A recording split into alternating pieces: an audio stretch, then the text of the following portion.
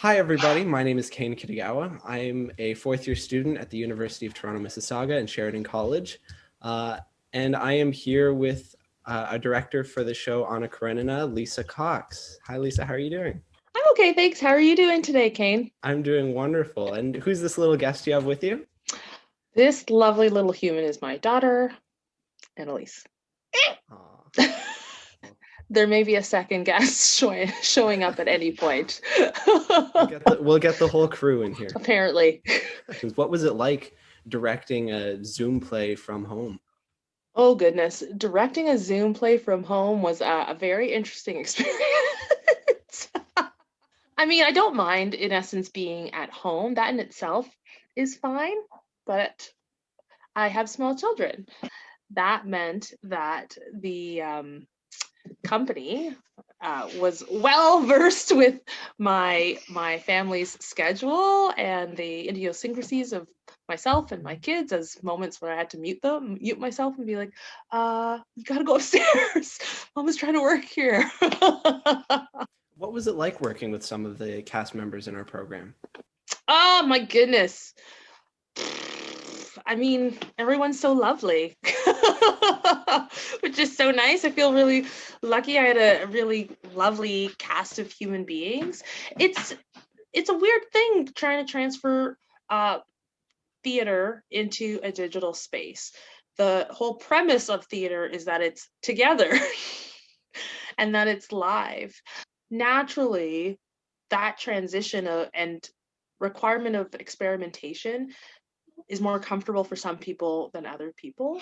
And allowing space for that discomfort became really important so that we can get to a space of experimentation and playfulness and like literally mutually all of us figuring it out at the same time. At the start of the process, we weren't sure whether it was going to be a digital performance or not. What was it like transitioning, let's say, from like a potentially live performance to a Yeah. fully online? Was that stressful? Did it require a whole lot of change? Any change is stressful. All change is stressful. Fair enough. That's just like a thing. I had a sense that I was like, there's a chance that this is going to be digital, isn't there? Going on in the back of my head. And so transitioning meant like wrapping your brain around it, really. Like, we're going to be digital. Okay. And then trying to go, what would I do if we were in space together live? And how do I do something that parallels with that in this digital format? A great example of that is the sets. So there's about 18 different settings in our play. It's a lot of sets in real time, not in real time, when we were face to face, you wouldn't build 18 sets. Absolutely not. But when we switch to digital, there's an assumption that perhaps we have to because of virtual backgrounds, etc. And then at one point I just went, stop, wait a second. What would we do if we were face to face? Right, because this is still theater. This is not film. This is not television. So we're not doing realism, naturalism. What would we do? What is the theatrical choice? We built a very small number of virtual backgrounds and then went prop heavy. And so in order to denote different locations, we're using props and audio cues instead. What really excites you about this play? What drew you into directing this show? Um, I mean, a woman's adaptation of a classical male work. Also, the opportunity to really start to narrow down the values that were present within that particular community and the class differences that existed, and how, in a lot of ways, idle hands are. Which is like our upper class society, is really problematic. Yep. You're like, hey, wait a second, I played Levin. And how it takes us away from nature and the concrete and connection to ourselves, because we are a part of nature.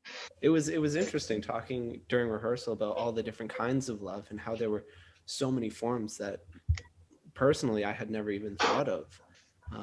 And just expanding on the idea of how every person's relationship and idea of love is different depending on who you feel it towards as well. What do you want the audience to take away from this piece? What do you want them to leave with a sense of?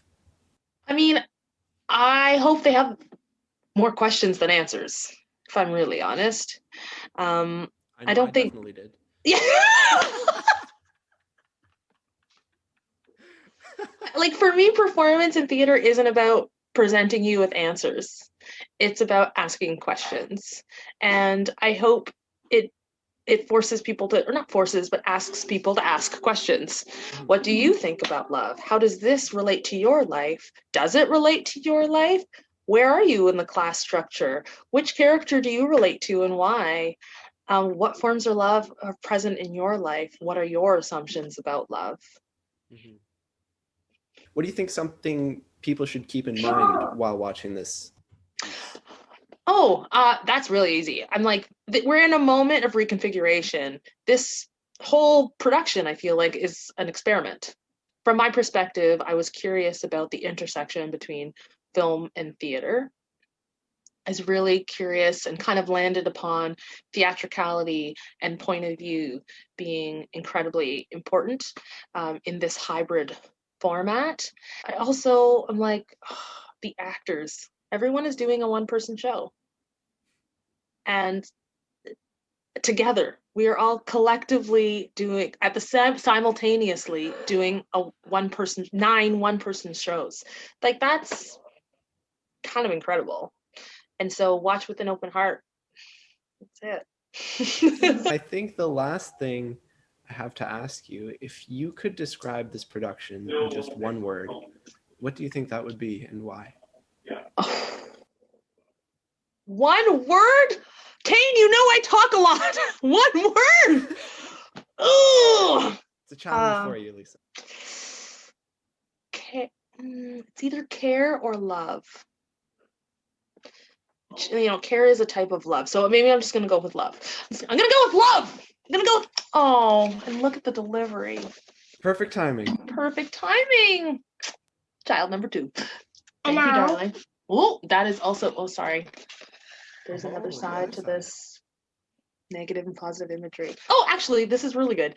The many different types of love that are present in the show, the love present between cast and company members, and the creative team, like really, really caring for the production and the cast to make sure that it even happened. All right, thank you very much, Lisa. This has been wonderful. I'm so glad we were able to do this interview today. No problem. Thank you. Thanks for chatting with me and my peeps. Of course. Ana Karenina runs February 10th to 13th. You can get your tickets in the link in the description, and I hope to see you all there.